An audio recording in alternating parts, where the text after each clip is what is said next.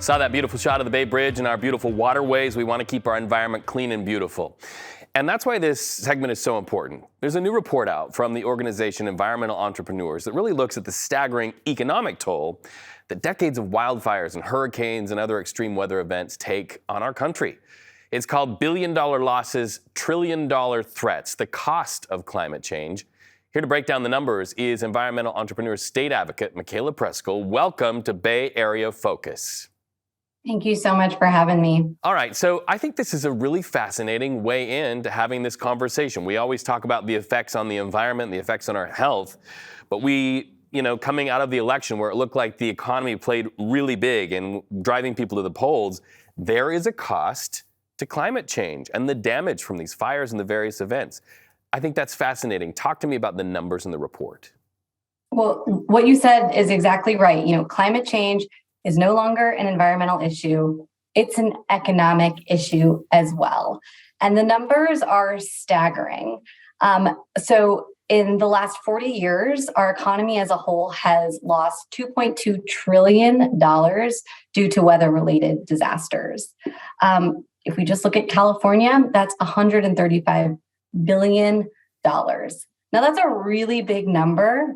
The thing to know about that number is that's over the last 40 years, and more than 50% of those costs have come in just the last 5 years alone. So the problem is getting worse, and it's getting worse quickly.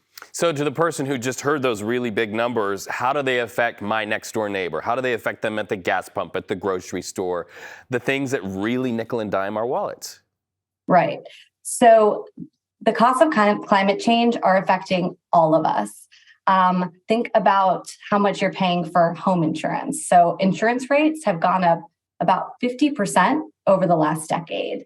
Think about what you're paying at the grocery bill. We're all at the grocery store. We're all paying more at the grocery store. And of course, inflation is due to a number of factors. Climate change is a big part of this story. So, more than 80% of the country is in drought right now. That's a bigger percentage than ever recorded. That means farmers are struggling, and we're seeing the impact in food prices and on our pocketbook. And this is affecting people all throughout the country. One of the main findings of our report that I think is so interesting is that these costs, they're hitting red states and blue states equally. And really, that shows that this issue doesn't have to be politicized because it is something that affects all of us beyond politics. I just moved to the Bay Area from Las Vegas, where, of course, I was right, at the banks of Lake Mead that is slowly drying up. And there will be an economic impact there and in California as well. We all share this water. Let's talk about water from the coastal perspective. You have the rising water levels, you have the hurricanes. How are coastal areas being most affected? That's really close to our heart here. Yes. And all eyes are on Florida right now. I mean, the headlines are talking about Tropical Storm Nicole. We've barely gotten over the news of Hurricane Ian. And, that will certainly impact people as far as home insurance rates. That will certainly impact tourism dollars.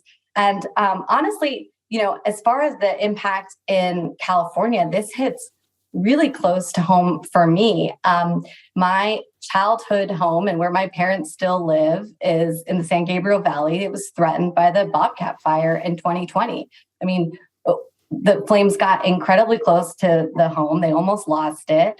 But the thing is, my story, it's not unique. I mean, wildfires are a huge part of so many Californians' lives right now.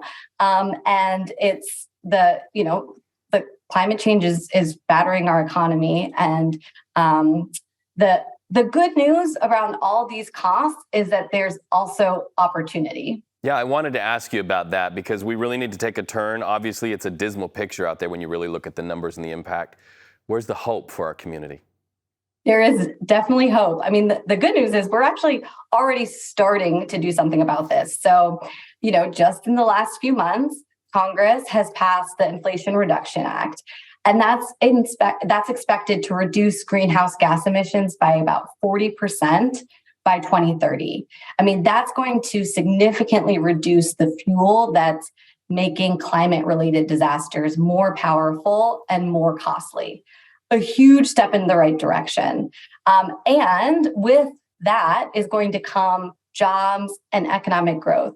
So the other side of the economic coin, we're faced with costs and mounting costs, but addressing the problem is going to create jobs and bring new opportunity. There's over 500,000 clean energy workers in California right now, and that's poised to grow like it's never been poised for growth before. And that big picture thinking really starts with all of us doing something I talk about all the time. If we all do one thing, together as a community, we can really accomplish something. Again, that report is called Billion-Dollar Losses, Trillion-Dollar Threats. We want to really thank you so much for talking about the cost of climate change. Let our viewers know you can download and read the full report on the E2 website. Visit E2, that's the numeral 2.org. Micaela, thank you so much. Thank you.